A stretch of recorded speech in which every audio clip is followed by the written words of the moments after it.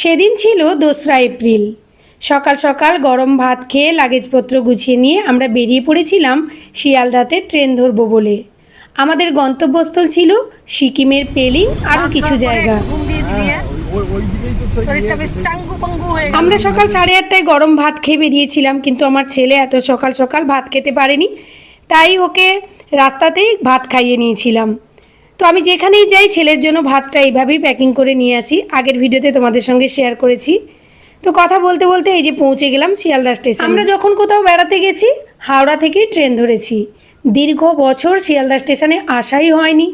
2008-এ যখন কলকাতাতে পড়তে থাকতাম তখন শিয়ালদা স্টেশনের রূপটা সম্পূর্ণ অন্যরকম ছিল, আর এখন একেবারেই অন্যরকম। শুধু শহরের রেলওয়ে স্টেশন নয়, বর্তমানে জেলার রেলওয়ে স্টেশনগুলোও খুব সুন্দরভাবে সাজানো গোছানো। আর জানো তো, রেলওয়ে স্টেশনের এই আওয়াজটা আমার ভীষণ ভালো লাগে।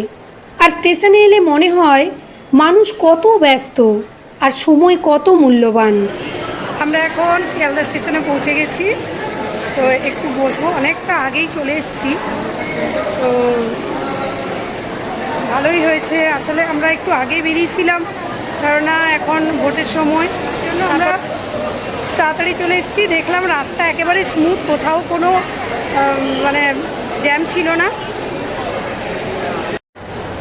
এই দেখো ছোলা ভাজা, পোস্ত, আলু পটল সয়াবিনের তরকারি, আলুর পরোটা, আর সঙ্গে এই যে মিষ্টি আনা হয়েছে। সবাই আমরা খেতে বসছি। এই যে এত কিছু খাওয়ার আমি আর আমার দিদি মিলে সব সকালবেলা বানিয়েছিলাম। আর আমার ননদ আগের দিন কলকাতা এসেছিল তার একটা বিশেষ কাজে, তো ননদের লাগেজ প্যাকিং করা ছিল না, তাই বলেছিলাম দিদিভাই তোমাকে কিছু রান্না করতে হবে না, আমি সমস্ত কিছু বানিয়ে নিয়ে যাব।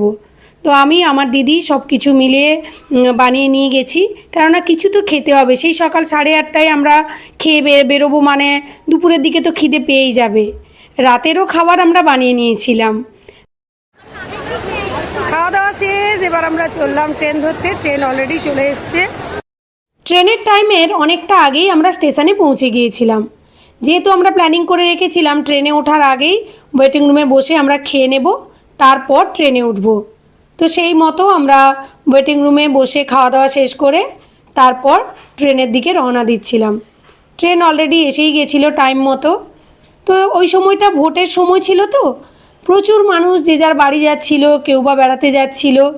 তো যাদের রিজার্ভ করা ছিল না জেনারেল কামরায় ওঠার জন্য, এই যে দেখো লাইন দিয়ে আমাদের যেহেতু টিকিট রিজার্ভ করা ছিল, তাই যে কামরায় উঠবো সেই জায়গায় আমরা চলে যাচ্ছিলাম। ভীষণ আনন্দ লাগছিল। সেই একঘেয়েমি জীবন থেকে বেরিয়ে কোথাও বেড়াতে যাওয়া মানে এত আনন্দ লাগে সে আর বলে বোঝানোর নয়। তো কর্তামশাইকে বললাম ফটো তুলে দিতে, উনি বাবু ভিডিও করছিলেন। তো যাই হোক, এগুলো তো আমাদের স্মৃতির পাতায় রেখে দিতে হবে। উঠে পড়াই মানেই যাত্রা শুরু। তো আমাদের যাত্রার পরবর্তী অংশ নেক্সট ভিডিওতে তোমাদের সঙ্গে শেয়ার করব।